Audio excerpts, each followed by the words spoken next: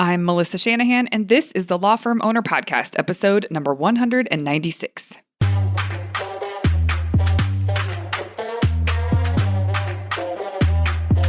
Welcome to the Law Firm Owner Podcast, powered by Velocity Work, for owners who want to grow a firm that gives them the life they want. Get crystal clear on where you're going, take planning seriously, and honor your plan like a pro. This is the work that creates velocity.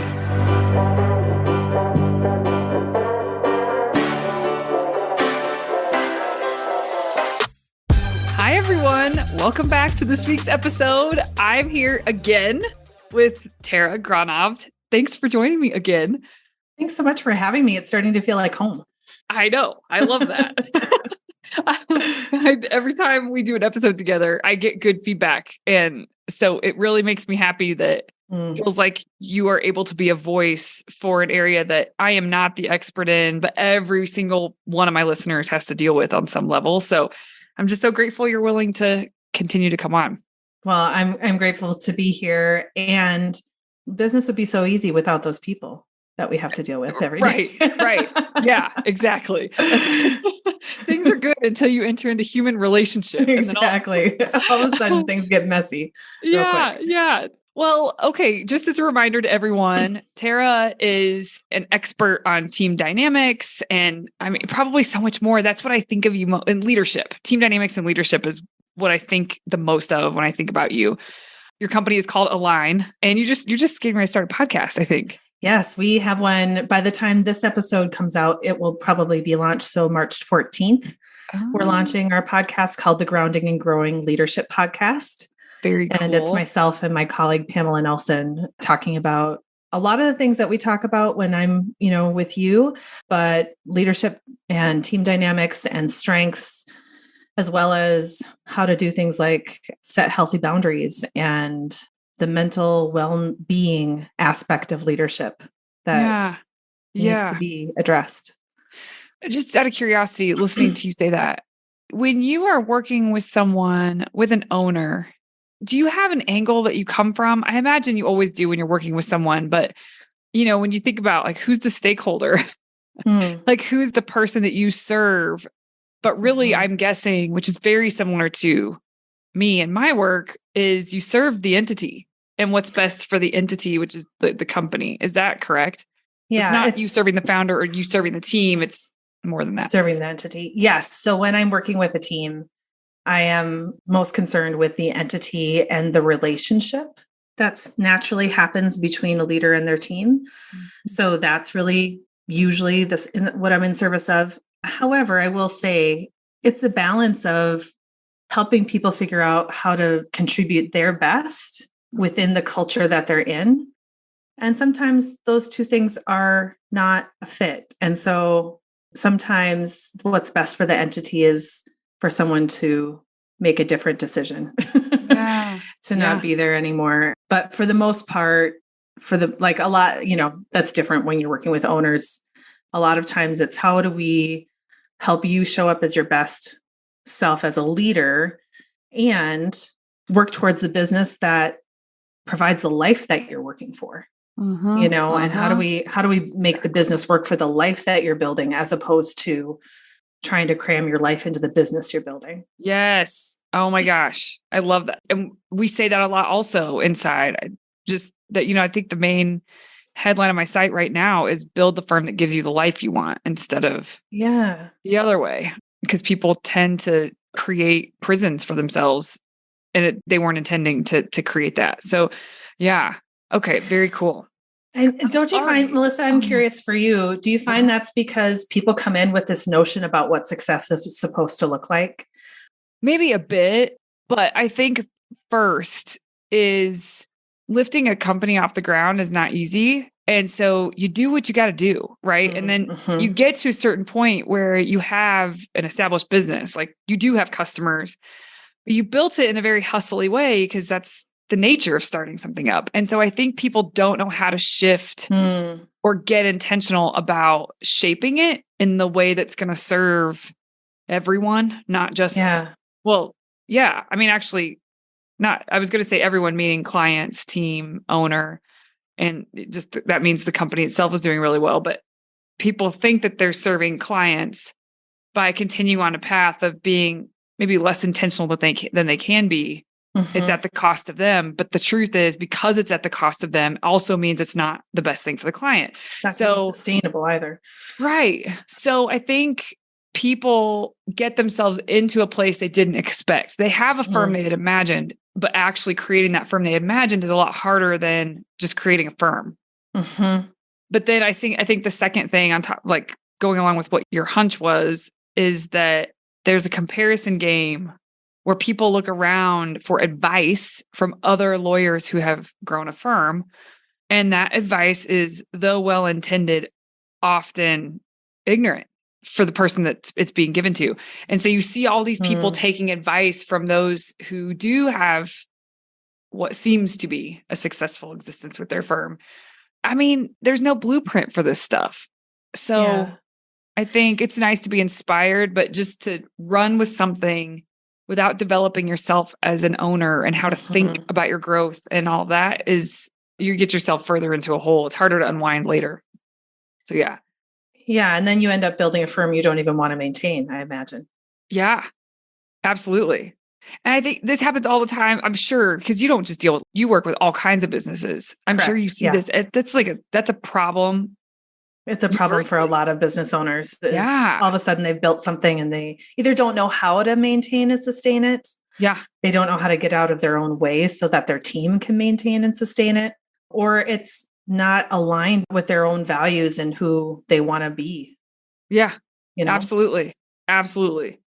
There's something to be fun to dig in with you. I definitely want to think more through it before and maybe give you some space to think through it. But I was just listening to a conversation.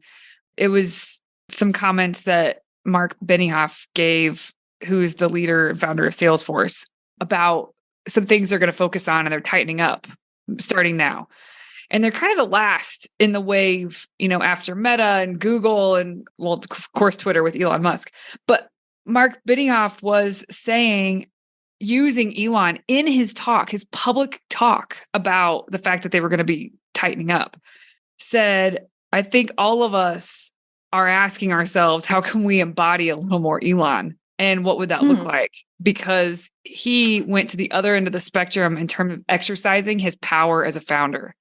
And all of us complain that we've been, and actually now that this specific part, I don't know that he said, because I was listening to commentary about it and it may just been the commentary, but a lot of founders feel trapped by what they build and they're just not exercising the power that they could. And making calls, which takes guts. I think that's why people don't do it. It takes a lot of cojones to get it to be any flavor of Elon. And even if you're turned off by Elon and the decisions he's made, you have to stop and just ask yourself, like, is there a hint of wisdom there? Maybe you wouldn't do exactly what he did, but he's evaluating things from a different angle than other people are as a founder or as an owner.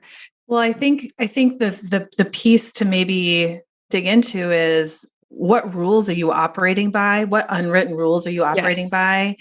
And what do you need to maybe give yourself permission to do or not do? Yeah.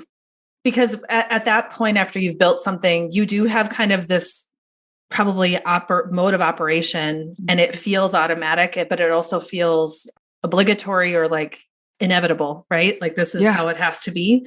So I think maybe the piece of Elon to pull it from is, what if I turn this on its head and it doesn't have to be that way? Yes, exactly. And ironically, the crisis that we've come out of the last couple of years, I think some people really did take that opportunity because they had to say, we have to do this differently. And crisis, that's why crisis is the mother of invention, right? So you can, in your business, if you're able to find the time, space, and maybe people to help challenge you, really start to look at your business from a completely different perspective and really challenge where you're making assumptions about what has to be.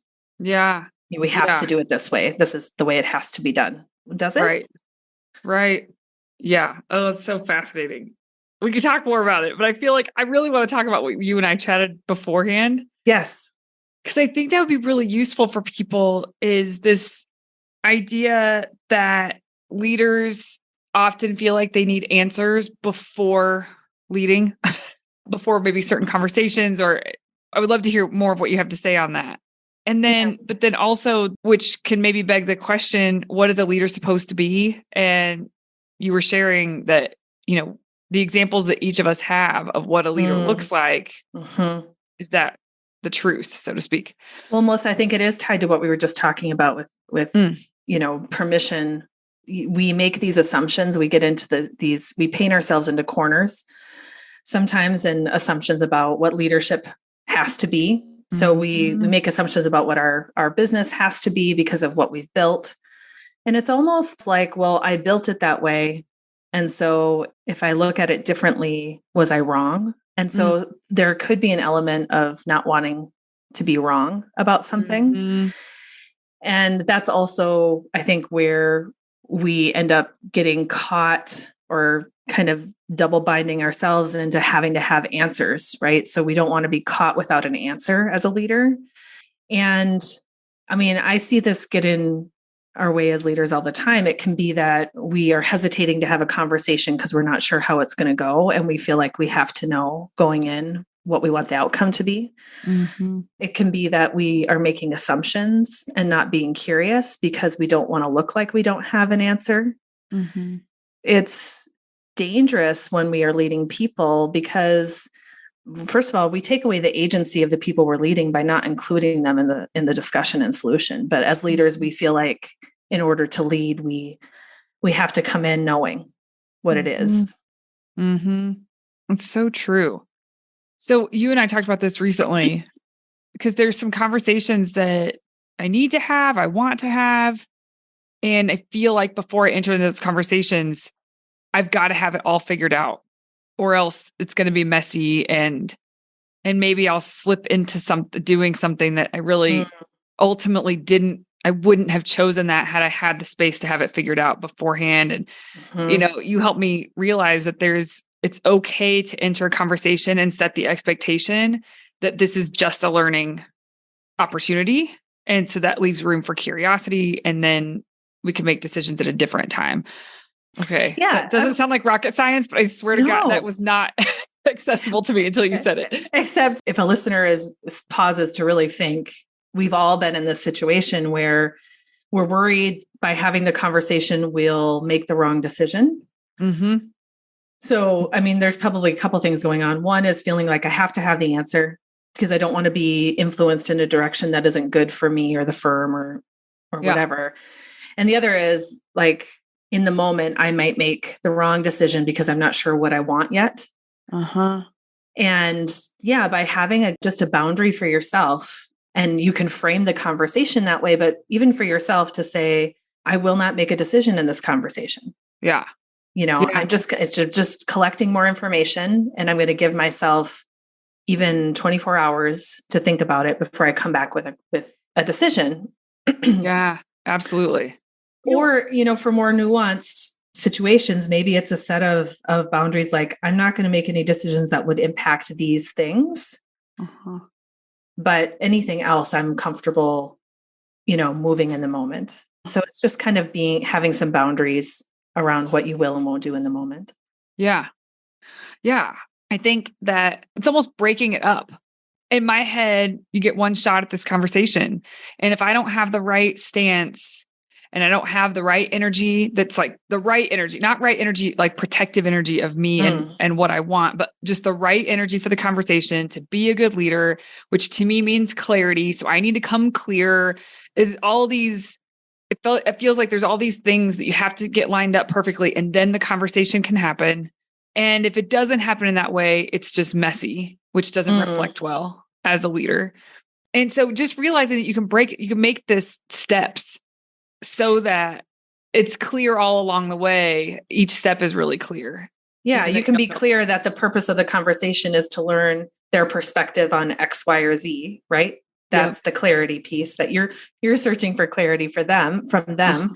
And then you're also being really clear about how you're going to be making that decision or deciding what to do next. Yeah, breaking it down for yourself. And I think one of the challenges to this as a practice is that we are moving really fast. I want to make the decision now. Yeah. And so ironically, we put it off for 3 weeks or 3 conversations. Right. Right. When I could have had the conversation today, circled back in an email tomorrow to make the decision, or circled back in a quick conversation. We could have done it faster. It just isn't going to happen in the same conversation, perhaps. Absolutely. Absolutely.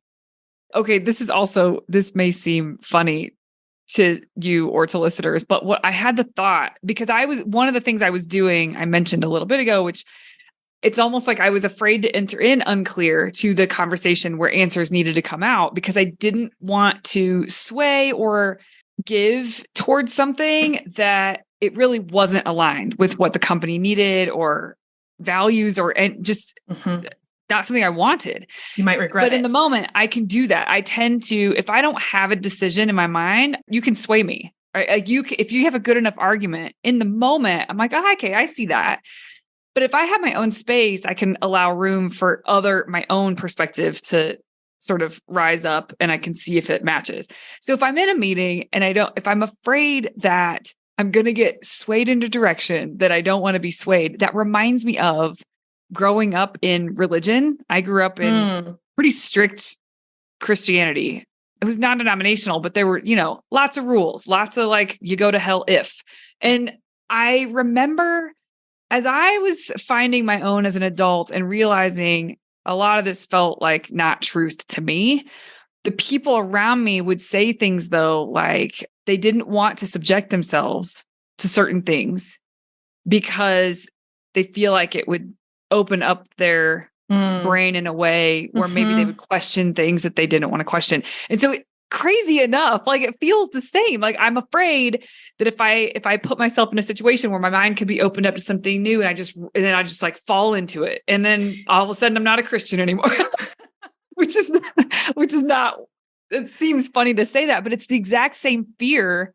It just plays fear out. of the conversation, fear that having the conversation, it's kind of, it is interesting. It's interesting that you're saying this. I've been part of a couple of conversations lately that are akin to that. Like if we even have the conversation, it's a slippery slope. Right. Oh my God, that's the perfect sentence. That's what I mean. Yes. It's a slippery slope. But the truth is, if we can't have the conversation, how strong was the value, conviction, need in the first place? Exactly. And are we like, how firm and secure is our belief or faith, or in this case, whatever you're protecting in your business? And so, all the more reason though, to take a few minutes ahead of those conversations and just get clear for yourself. What is important in this conversation or in this situation? What is really important? Is it important that the other person feel heard? Make sure that that's a priority too. Is it important? So it's not just about what you need, it's about what everyone might need in the conversation. And is it important that these values be honored and be met? Or your mission? I know a law firm owner that we both know and respect a lot, cares a lot about people feeling seen and heard. And so they're going to make decisions around even the client experience that honor that. And so even if she were in a conversation where it might be really compelling to do something else, because that is her line in the sand, she's not going to make decisions in the moment. So knowing yourself and knowing what's important and knowing like where those lines in the sand are for yourself can help you have boundaries around what you'll get quote unquote swayed to. Yeah. It's almost like, I think this is true. I'm going to say it and maybe I'll want to take it back. The problem is not trusting yourself because, I can't even have the conversation or it's a slippery slope. I remember looking at them within this one topic. I mean, I'm doing it now in leadership in my company, but in Christianity, I would look at the people who didn't want to see a certain movie, because that would be the slippery slope. And I remember thinking how not in control, like they're brainwashed was the word that was coming to me because it's like you're putting yourself in a place to see the truth or something or see something that's enticing in a way where you're just going to be taken and absorbed by it. And I mean, it just means that you don't have any control over yourself. Now, okay, fast forward, I am doing this in my own way. And so that was so of course it was easy to be judgy back then, but now here I am. Right. Consciously, I didn't want to, just like you said, I was putting off a conversation because it felt big and it felt like it needed to have some definitive things come out of it. And that is just doesn't serve anyone. So going back to your advice about being clear about what you want out of the conversation, and maybe it's not like full boat in like one conversation, maybe you can piece it so that the conversations provide clarity as you go along, so that then it makes the final conversation accessible. Yes. When it's time. Yeah. Yeah. And if those conversations are the only time you're thinking about or wrestling with whatever it is, then yeah, you probably in the moment might feel one way or another. But again, if you are in touch with, in relationship with what's core to you, I would say that's with the faith conversation, we're probably stepping on, some potential landmines there, but just, if you're in touch with at the core, what's important, then you might have a boundary about what you do or don't, movie you do or don't go to. Right. But ideally, it's not because you're afraid that you're going to lose your faith. It's more that you just know for yourself that isn't something that you want, that you want to do. Exactly. It really comes back to being intentional. The more intentional you are about exactly what needs to come out of this conversation and taking both parties into consideration. Because technically, maybe I would want more out of a single conversation, but I can't expect that the other person is just going to have my answers, right? There needs to be space given for that. And so really being intentional with what outcome you're looking for from the conversation and what does the other person need in order to fulfill that outcome with integrity. Right. Yeah. And what do you need to come out with integrity too? Yeah. Yeah. So there's, in terms back to the original kind of topic we were talking about around feeling this need to have answers, going into conversations is one area where that holds us back, but it can hold us back in other areas too. It can hold us back like when we're planning and thinking about what needs to happen with the business. If we feel like we're the ones who have to come up with the answers, we really shut off the opportunity for a lot of creativity and options and buy-in from our team as well. Yeah, absolutely. What I'm realizing is this whole thing about needing to have the answers first or feeling like you have to have the answers is fear-based. It's very fear-based because if you don't have all the answers, then fill in the blank. I mean, people have all kinds of answers to that, but it's all fear-based. So even if we go back to the Elon Musk and, turning the company on its head and being willing to entertain that, just let your brain go there to play it out. It doesn't mean you have to do anything, but making calls like that, making real decisions like that takes guts. And a lot of times there's not a chance that anyone has all the answers, including Elon, by the way. And so no one has all the answers, but it's just having the guts to be okay with not having all the answers and being as intentional as possible and letting that play out. And if you have a bunch of fear or you don't make decisions because of fear, or you wait because you need all the answers because you're worried that if you don't X, Y, and Z, it's a really tough place to exist from. It's exhausting, actually. It's exhausting. It's anxiety producing. It's really stressful for your team when you're operating out of that place as well. But I think most of us end up unintentionally operating out of fear all the time. And this is why it's so important. You hit on it before, trusting yourself, but also, maybe another way to say that would be, are you secure? Are you grounded as a leader so that you're coming from a place of security instead of from a place, the opposite of fear is love or security. So are you coming from a place of security when you're making decisions, when you're entering in? But if you're operating out of fear all the time, you're going to feel unstable and it's going to be destabilizing for your business as well. Yeah. It's so interesting. There's a lot of people I work with, just people around me that would describe themselves as pretty risk averse, which is interesting because I can see sometimes even in myself, but it's easier to see outside of you. I could see sometimes that is fear-based. Really weighing risk is one thing, but sometimes I think some of the best business owners I know are so good at evaluating risk and making decisions and hedging their bets and like doing everything they can. Whereas some people say they're risk averse, which is just a way to say, I just don't move very much. Like this is what works. And, what would be available to you as a leader, as a business owner in your personal life, if you were willing to really open yourself up to the possibility, not saying that you have to go with any of the options you look at, but being willing to look at the whole spectrum and weighing it out and trusting yourself. Yeah. I mean, growth mindset really requires the option to consider, right? You have to be able to consider different opportunities, different perspectives, different options, but there is a fear that we might make the wrong decision. And so it's easier just to shut that off and not consider the different perspectives, the different options. Which goes back to trusting ourselves.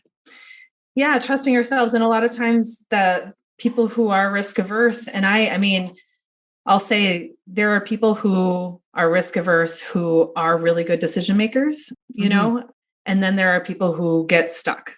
Yeah. And so it's, there's a difference between I'm going to take time and assess all of the risk, and then I'm still going to choose versus I'm just going to avoid having to make that decision at all. Right. Yeah, exactly. And the risk is the decision, And so when you feel like you're risk averse, is it that you truly are risk averse or are you decision averse? Yeah. Oh, that's such a good distinction. Also, on the flip side, people who are like quick start, if you know Colby, quick starts where they just almost fly by the seat of their pants. It's and disorienting for their team as well. Yes. And so then you have to look at that end of the spectrum and figure out, I don't know. It's almost like, okay, we were just talking about needing all the answers. And so it's easy to see that from people who are decision making averse. But then on the flip side, I don't think it's that they think they have all the answers. They're just willing to go for it and we'll figure it all out along the way. But also it lacks intentionality, which is the other component that we've just been talking about. And so I don't know, I'm thinking out loud here. Like how it lacks intentionality, and then it's harder to sustain whatever it is you're building when it's all just instinct and movement. And so there really does need to be a balance or an integration between knowing what to be intentional about can help be that balance. So what are the things that are critically important that we have to maintain no matter what?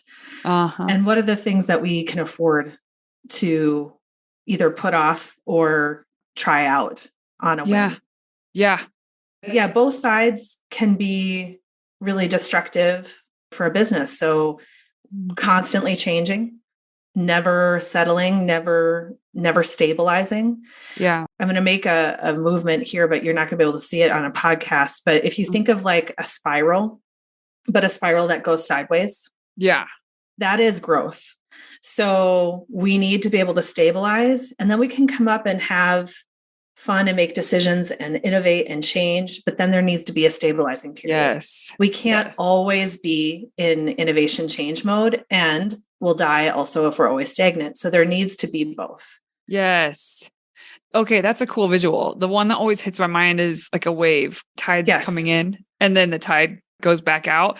It's like a balance. There's a cyclical, and you can't just stay innovative, just like you're saying, innovative creative phase, and that's probably true for any phase. I also think about this with inputs, like people, if you have too many inputs, you can't have the output that you actually want. And so there has to be a balance with that too, is soaking up information, allowing space for you to get all the different angles of thinking.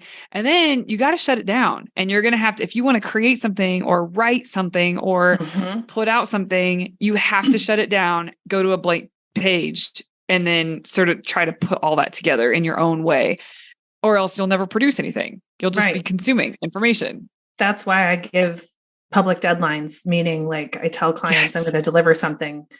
so that it forces me to stop creating and Oh, start yeah. producing, But yeah, Yeah. I admire whether it's artists or leaders who can just produce out of passion without like a delivery expectation, Yeah. without Yeah. someone waiting to deliver. It's a lot harder to deliver something out of pure passion that no one is asking for. Yeah. That's so true. I haven't really thought of that before. Okay, I have a question. You mentioned, are you a grounded leader? There's another term you use, but grounded leader stood out to me. What is a grounded leader? Like, how Hmm. do you know if you're a grounded leader?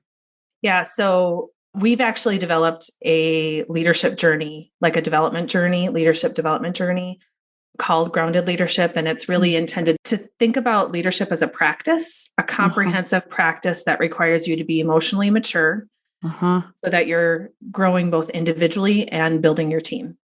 Yeah. And so there's 4 core practices that we talk about in Grounded Leadership: aware, becoming, connected, and developing. So grounded leaders are aware, meaning they have got a practice of self-awareness. Mm-hmm. They're always considering who they are, but also what it's like to be on the other side of me, right? So Mm. always thinking about external Yeah. awareness. Becoming. So a lot of what we've talked about in the episodes we've been on is around being intentional as a leader, but what are you becoming? Who are you becoming? And how do your practices align with that? Because the work of leadership is never done. So becoming is the other practice. Connected. Do the people you lead feel seen, heard, and valued?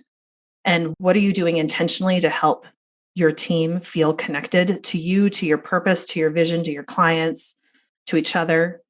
And then developing, how are you developing the potential in the team members that you have? Mm. That's really cool. So basically, those are 4 categories of things that will, if you're paying attention to those, it ensures that you are being intentional Right. and not balanced, I guess, but comprehensive, Mm-hmm. your approach to leadership. There's a great book by Tim Spiker called Only Leaders Worth Following. Oh, Highly recommend it. And he talks about, I don't want to give spoilers because it's a really good book, but he talks about being inwardly sound and others focused. mm, And really, that is what I mean by a grounded leader. But what we've done is said, here are the 4 practices that help you maintain that posture of inwardly sound and others focused. oh, that's great. That's helpful. Because the characteristics themselves you can work on, but if you aren't continually intentional Hmm. and if you don't have practices built to help you stay intentional, it's easy to get off center. Yeah, absolutely. And I think we all as leaders have stories. I have a story of being thrown way off center at a time when I thought I was really grounded. And it was a really humbling experience as a leader. Yeah. Got some really tough feedback from my team, but it was a good wake up call. And it just Yeah. helped me realize that we can be secure for a season, but if we aren't practicing and intentional about some of these things on an ongoing basis, we end up kind of drifting. Yeah. Absolutely. I mean, man, isn't that the key? The key to anything you want is being intentional and being consistent. I know, it's so It annoying. sounds so easy. It is simple, but it is nothing simple is actually that easy. I Yeah, don't think. exactly. Yeah, that's exactly right. It's simple, but not easy. And it makes it worth putting yourself in situations where you can keep those conversations alive to the things that Mhm. matter to you, because left to our own devices, and we have a business to run, and we have a personal life to tend to, and we have so many hats to wear. Yes. When you want to be something different, you want to evolve, you want to develop yourself in a specific area, it requires focus on it Mhm. day to day. And that is being intentional and the Yeah. consistency of just showing up. And when you skip a day, you just show up again. And the concept is so simple, but you really have to give yourself a leg up with that. You have to put yourself in groups where it is the Mhm. focus, or hire a trainer if you want to do health and fitness with that. If hiring someone or outsourcing or finding external, not just accountability, but energy around it, just keeping it Yeah. And alive is so inspiration. important. Inspiration. Yes. Yeah. And without it, you'll fall back to defaults because that's what we do. We're not robots. We're not robots. And the default happens under stress typically. So we can be doing great and just crushing it in all of these areas. And then high stress comes and we'll go back to our survival habits, our survival techniques, things that we thought we let go of eons ago, all of a sudden have crept back into our repertoire because we were under high stress. And instead of pausing and dealing with the stress and figuring out how to stay grounded in that time, we just say, well, the work's got to get done. So I'm just going to work harder and I'll just employ these other survival techniques. And, because bills got to be paid. So we got to just keep going. Right. Exactly. And then you start just head down, barreling through everything. Work harder. Yeah. Not smarter. I noticed people in my group were planning out their time as if they weren't in survival mode when a few of them were. Like, they had a key person leave. And so they're taking on a lot of work temporarily until they're finding the replacement, or they're just in different scenarios where they are in survival mode in terms of running things inside of the firm, but they're acting like when they plan their time, they should be able to do so much more than what's just required. Yeah. And because of that, they keep themselves perpetually in survival mode because they can't get ahead because they're setting out, like, there's such unrealistic expectations about all of it. Meanwhile, they're exhausted because they feel like they're failing because the expectations they've set for themselves are realistic in the moment. Yeah. And so it's so interesting when you find yourself in survival mode for whatever reason, just getting really honest that you're there so that you don't just pile on top of it. Actually, Melissa, it's so helpful to name it, to say, I'm in survival mode and we're going to have to adjust expectations for this period of time. The challenge is when you are in a prolonged time like that, is to recognize what it looks like when you're coming out of it. And this happened to me personally. This was my kind of leadership failure story, was that we had been in survival mode for a lot of really good reasons for like a year. And I didn't know how to switch out of that like panic survival mode. And so I just assumed that's how I succeed, is to keep operating that way. Yeah. Meanwhile, I was burning out everyone around me and frustrating everyone around me. And I had people who were about to leave and finally got a wake up call and was like, we probably were out of the crisis about 3 to 6 months ago. And I didn't realize that I could operate differently. Yeah. That's a really good point. It's like recognizing when you are in survival mode, but then also having a way to recognize when you're not, because the habits of how you run and how the pace. Well, then it's fear. Like, fear's driving. Yes. And so fear's driving this pace and you're kind of afraid to slow down and check and look behind you. Are the monsters still chasing you? Yeah. And so slowing down enough to really recognize it's okay. You really can. And that's where having someone external to help you just check in and kind of do a reality check or a gut check around that can be so helpful. Yes. Yeah.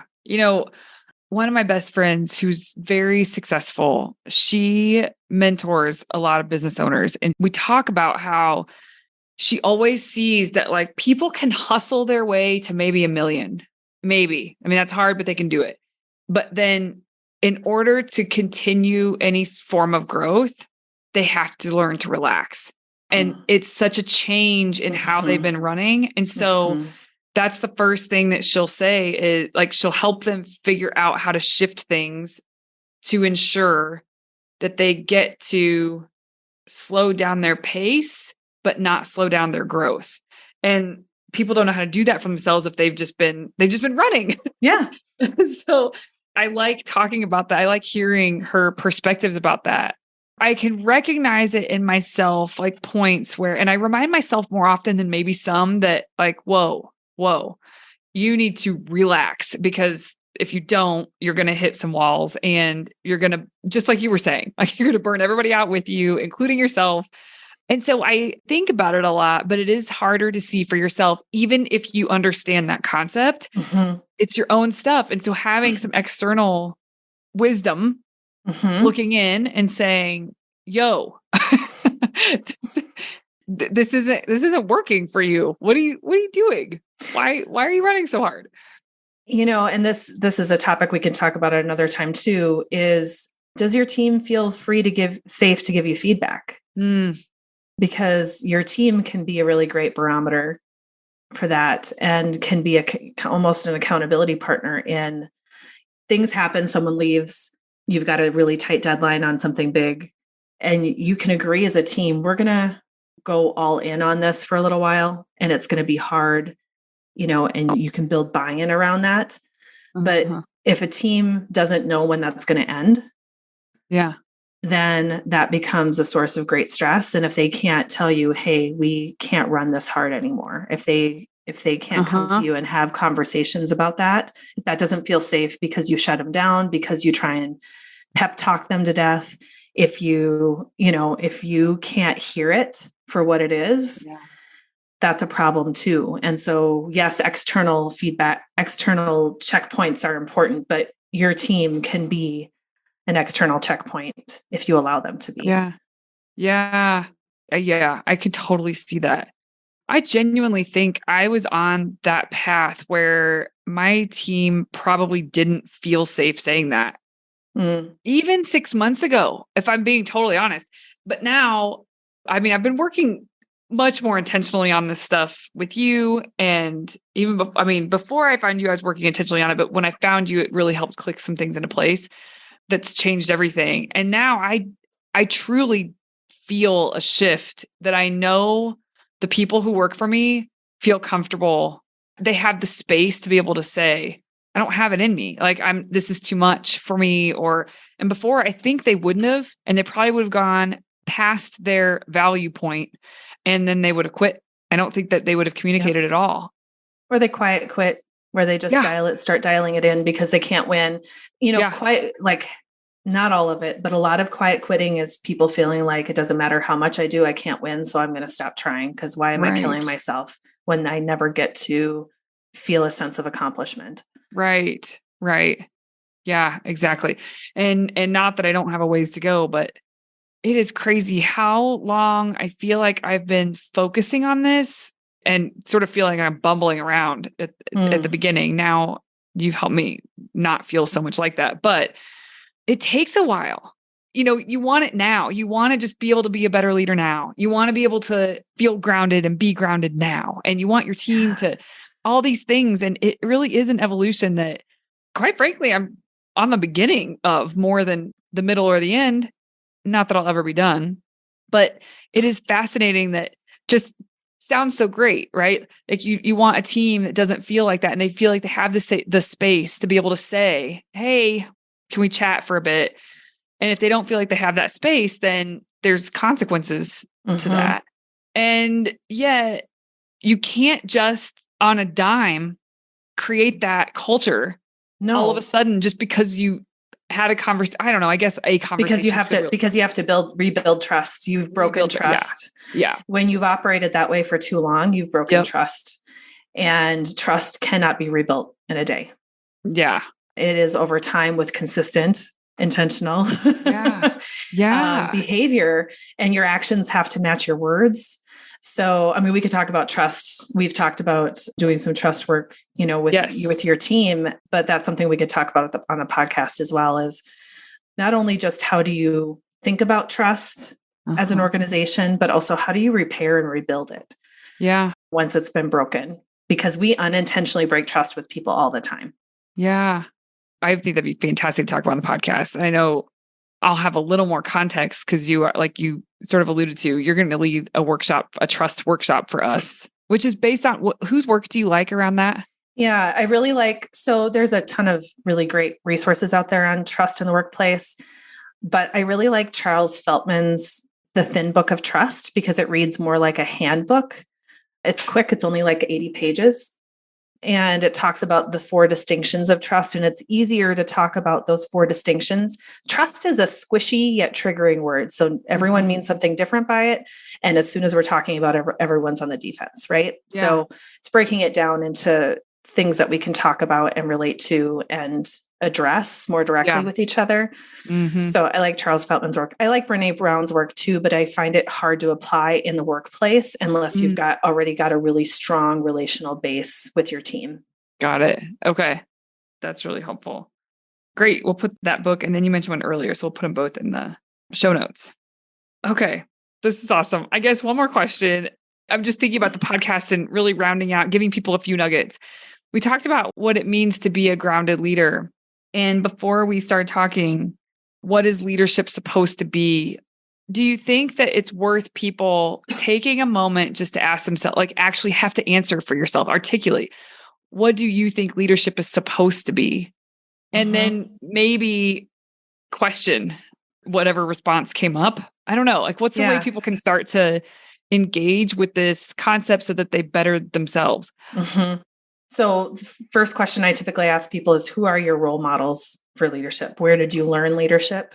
Both good and bad, like leaders you're aspiring to be leaders, because even the leaders we've had who maybe didn't have a great impact, we still might have picked up some bad habits from them because they all influenced kind of the leader that we are. But how do you define leadership? What does it mean to you? Not what should it mean? Try and get honest about what you really believe it means. Once you have that, there's a number of different things you can do with it. One is that definition serving you well? Is it getting you the results? Do your actions match what you believe about leadership? And if your leadership isn't getting the results, if your actions match, but it's not getting the results, maybe it's time to shift and change how you think about leadership. Yeah. Or it might be time to get real about the fact that your actions and decisions might not match the ideal of leadership that you hold. Yeah. This is great. I know your grounded leadership program, you're rounding out a crew now with that. Yeah. So I run it internally in a couple of businesses where they have larger leadership teams. So we run cohorts within organizations, but we do have what I call a mixed cohort starting in August of this year. Okay, cool. If they want to be in the know for that, what's the best way for them to do that? Yeah, just reach out for more information, Tara@aligntransform.com. Hopefully in the next month or so, we'll have some things up on the website, but we're still working on that. Okay, that's great. Thanks for being here. Thanks for having me. Yeah, this is great. And next time, I think we should just slate next conversation for the trust conversation. That'd be great to dig into. I would love to do that. And maybe I could bring Pamela along because she adds a really great element around boundaries and trust and how to rebuild. Oh, cool. Okay. So yeah. That sounds awesome. All right. Thank you, Tara. Very cool. All right. Thank you. Bye-bye. Hey, you may not know this, but there's a free guide for a process I teach called Monday Map, Friday Wrap. If you go to velocitywork.com, it's all yours. It's about how to plan your time and honor your plans so that week over week, more work that moves the needle is getting done in less time. Go to velocitywork.com to get your free copy. Thank you for listening to the Law Firm Owner Podcast. If you're ready to get clearer on your vision, data, and mindset, then head over to velocitywork.com where you can plug in to quarterly strategic planning with accountability and coaching in between. This is the work that creates velocity.